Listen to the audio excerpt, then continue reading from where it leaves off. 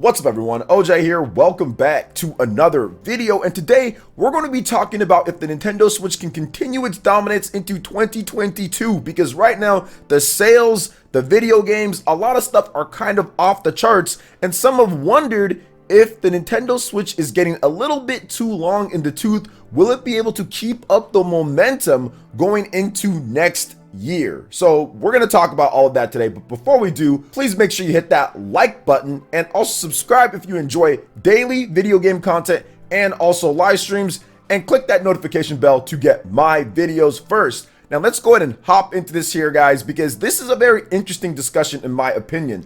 I think that pretty much every year since the Switch launched, with the exception of the past year or so, people honestly felt that the momentum would die down. First, people said, oh, well, it's too expensive. The other systems with PlayStation and Xbox, they're going to pass it up because they have more games. When that didn't happen, people were saying, oh, well, there's not enough games when it comes to Nintendo first party. Where's the third party at? Now, obviously, we're past that point. Now people are saying, oh, well, the PlayStation 5 and Xbox Series, when those systems launch, it's going to crush them. And then all of a sudden there was a chip shortage. And even without a chip shortage or whatever the case is, the Switch is still selling at a pace that rivals some of the best selling systems of all time. It actually passes up some of them as well. So even if there wasn't a chip shortage, Switch would still be selling on top a lot of the months based off of some of the best selling systems and the rate. So for example, like the Wii, there are multiple months where the Switch has actually done better in the MPD sales and in Japan and in other places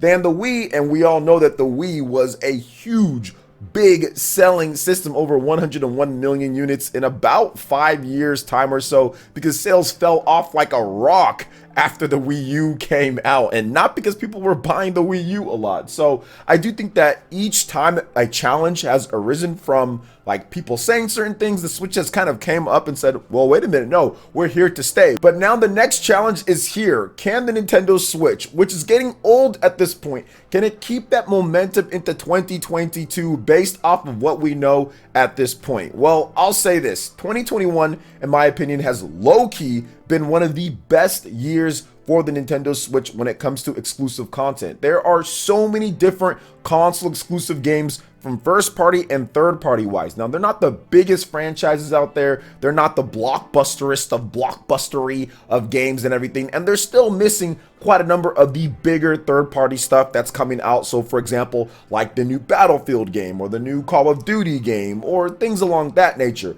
But at the same time, they've released some pretty cool games that have helped carry the Switch to where it's at. So games like Monster Hunter Rise, for example, at the beginning of the year. Even stuff like Super Mario 3D World plus Bowser's Fury was huge for the system. That's actually one of the best selling games of the year. Games that came out the previous year, like Animal Crossing, has helped hold the fort. Obviously, the Eternal Mario Kart 8 Deluxe as well, but all the smaller stuff in between that too. So stuff like Monster Hunter Stories 2, for example, and also stuff like Neo The World Ends With You, and even bigger ones in that same month, The Legend of Zelda Skyward Sword HD. Now in the second half, I've already detailed this before in previous videos, but if you don't know, pretty crazy second half. We got WarioWare Get It Together. The demo just dropped. That game is playing absolutely phenomenal. We've got stuff like Metroid Dread coming up, Shin Megami Tensei 5, Pokemon Brilliant Diamond and Shining Pearl as well. There are a number of games, and if that wasn't enough, we've got Mario Party Superstars as well, which is, by the way,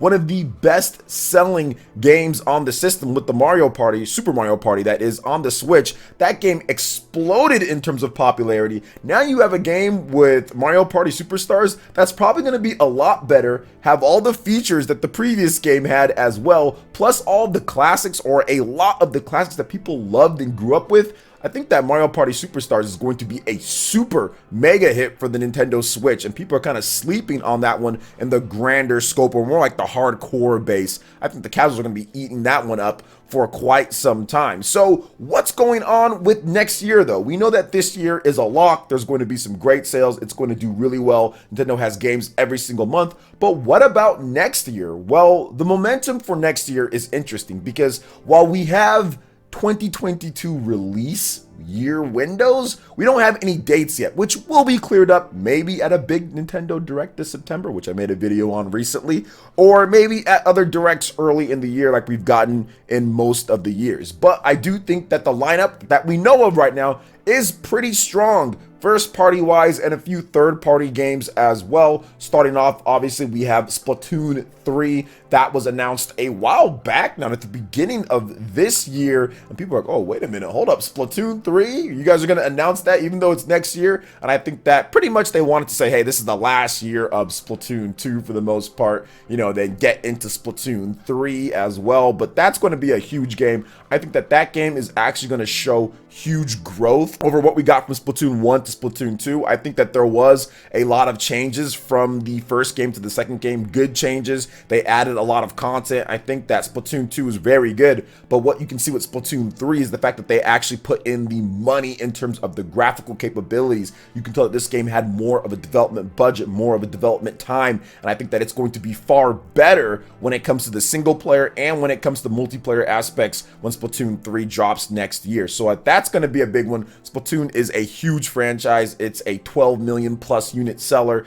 I mean, it's big out there. So I do think that Splatoon 3 is going to be huge for carrying that momentum. Next up, you can't forget the almighty Pokemon Legends Arceus. That's coming out the soonest. I said that most of them don't have dates. Well, this one does. Pokemon Legends Arceus, little rough around the edges when it comes to the graphics of the game, but I do feel that the game and the gameplay is going to be absolutely fantastic. It's a new way to play the games. It's a new style of going through, and I'm honestly excited for a single player focused Pokemon game. A lot of the Pokemon games in the past have really been about the multiplayer experience. The single players were almost secondary. People have complained that it's too easy, whatever the case is. This is their opportunity to make an in-depth, really cool single player Pokemon experience that has that multiple difficulty levels. They can finally put that in there, because with the other Pokemon games, it's like, okay, well, the difficulty comes from the ranked battles, from like the Battle Frontier, from the other things like that, right? From going and doing the post-game stuff. That stuff can be pretty difficult when they start putting limitations on your Pokemon and everything and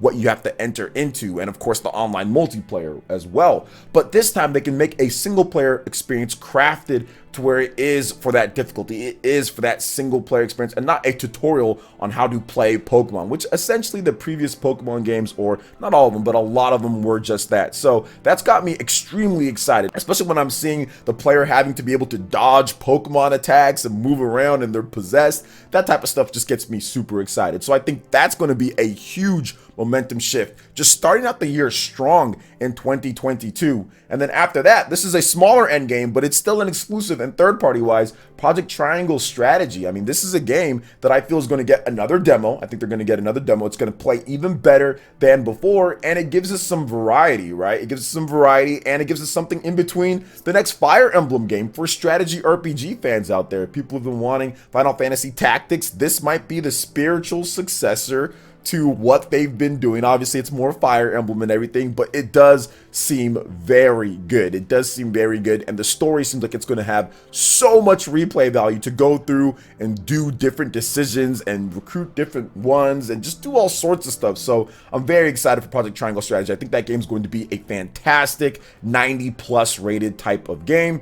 Next up after this is Mario plus Rabbids Sparks of Hope, another big third-party game. Yes, it's Mario in there. They're licensing it, but still, it's still a third-party game that Ubisoft is going to be distributing and publishing, handling most of the review codes and all of that, and it looks great. It honestly looks fantastic. I know it's early, but the changes to the gameplay have me actually really excited. I like the fact that they changed it to more of like you can move in an area and kind of move freely, more so than on a grid. So it separates it from a Project Triangle Strategy and from a Fire Emblem and gives it more of its own unique identity, which I love to see games do that. Obviously, you have inspiration from XCOM and other games like that. Well, let's go in and add in our own things that we can do with this game now that we have had success and now that we have a bigger team size and we can put in different things. Plus, the game just looks absolutely beautiful, very clean aesthetic and clean look to it as well. But the last game here that we're going to talk about, I think it needs no introduction. This is obviously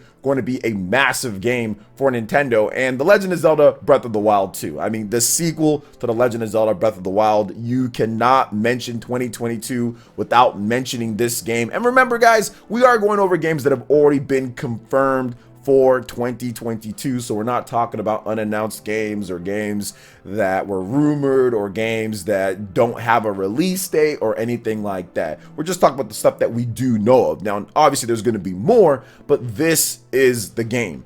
The Legend of Zelda Breath of the Wild 2 is the game. From what we've seen, it seems like it's going to be the most ambitious game Nintendo has done on the Nintendo Switch, hands down. Now, Breath of the Wild is the most ambitious game. In my opinion, it's still the most ambitious game from a graphical standpoint, from an open world, from just like the game, the physics, what they did with the style of Zelda to change it so much, but then also to make it feel familiar at the same time. What they did with the DLC, what they did with everything in that game. Pretty spectacular, and I think that this game is going to times that by 2 or by 3, because not only do you have the ground world of Hyrule, but then you also have the whole sky world and what's going on there. You have the mechanics with what's going on with Link's arm and the infestation of that. You just have so much mystery and intrigue. The Legend of Zelda Breath of the Wild 2 will be that game. Whatever momentum Nintendo has or doesn't have at that point, it'll be amplified up to the 10th degree or so, because it's just